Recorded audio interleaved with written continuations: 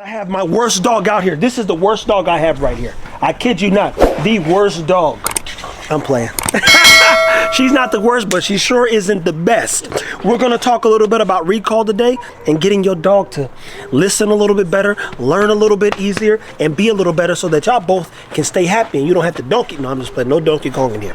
Guys, stay tuned. Take care of your dogs. Tifa here, Fit Bully TV. So we got 3 ways in which, and I repeat, 3 ways in which, and if you practice these things, you and your dog's relationship can and may get better. It depends on really how good you are. And I want you to think about it from this perspective, people. A lot of times we go into situations and we don't communicate effectively. What happens when there's a miscommunication? If we don't sit down and find better ways to communicate, the miscommunication just gets bigger and bigger. And here's the gap between 2 people. It gets this big. And then what happens when you lock them in a room and they just talk? It shrinks.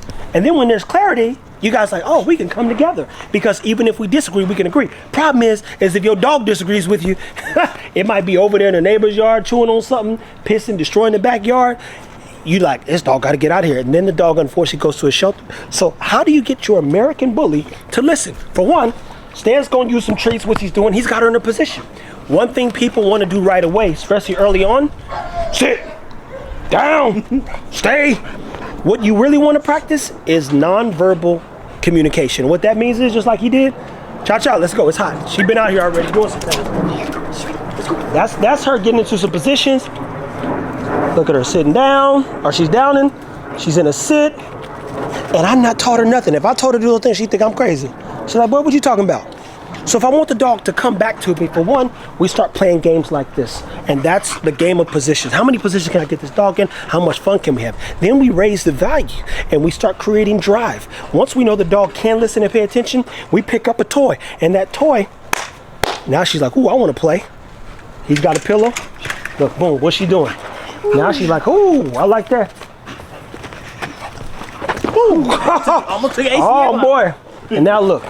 Now the value's there, she's biting in, she's having a good time. And guess what, with the pillow, you've seen me tell Tron and Ego, stay, sit, work. What did I do over the past couple years, well, year now? Out. Nah. Cha-cha out, she don't know out, that's the truth.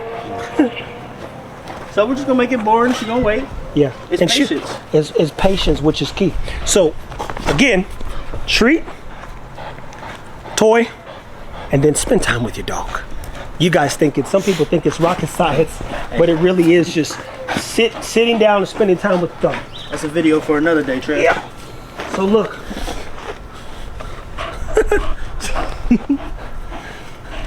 Spending time with your dog is the most important thing. If they like being with you, they're gonna leave that squirrel, they're gonna leave the neighbor's yard when you come back and wanna communicate with them. But you have to show them that there's value in you. Play with your dog, spend with your dog, feed your dog, and just more importantly, take care of your dog. You know the saying, people, so listen. How do you get your American bully to listen? The same way you get anybody to listen. I'll start with time. Next thing I do is work on some treats. Everybody, including myself, is always interested in some good food. And so, what's that you got over there? We've talked a little bit about high value stuff. We showed you how to make protein balls. I made meatballs for the dogs, frozen ones, which are always fun, especially in temperatures like this. Then you turn around and you build drive by way of toys and playtime. If I pick up different pillows, the dog's like, well, hold on, I want to play with that pillow. The rope could be out here minding his business. If I pick it up, now it's interesting. I'm the most interesting thing to my dog. So when it starts, you want to start adding words and more value, that's when you say sit, down, stay, or whatever your words are. You could say cheese, as he said, and boom, the dog will listen if you teach it that. Front, side, left, right, up, down, heel, all those things. Get on the tires. Why? Because you've already asserted a level of value by way of time, effort, and energy, and then you tie into communication. People, Tifa here, Fit Bully TV. How do you get your American bully to listen? Find the thing that drives the dog most. Hopefully you're one of the best drivers on earth when it comes to your dog. Pace yourself and just take care of the dog.